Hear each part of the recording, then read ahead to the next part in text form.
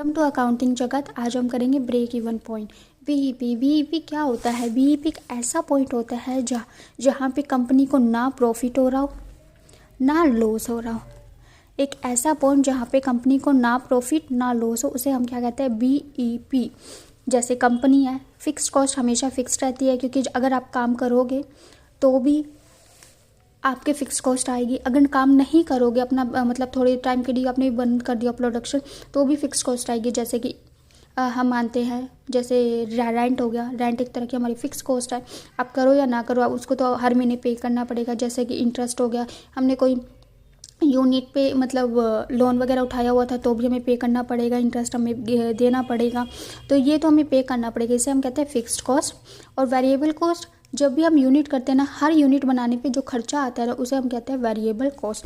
जब अगर हम इन दोनों से, variable cost plus fixed cost से अगर हम ऊपर उठ जाए तो हमें एक पॉइंट आता है, ये यहाँ पर क्या होता है? बीईपी, जहाँ पर हमारा रेवेन्यू यानी जितनी हमने सेल की है वो इक्वल टू किसके होते हैं?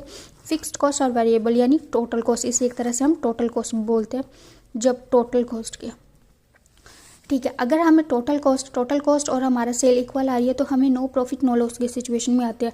अगर हमारी हमारी जो सेल है वो ज़्यादा आ रही है और टोटल कॉस्ट हमारी कम आ रही है, तो हम एक तरह से प्रॉफिट की सिचुएशन पे आ गए। 10 रुपये में हम सामान बेच रहे हैं, 9 रुपये में बना रहे हैं, तो 1 रुपये प्रॉफिट हुआ। अगर हमारी टोटल कॉस्ट सेल से ज़्यादा आ रही है तो हमें क्या आ रहा है? लॉस हो रहा है।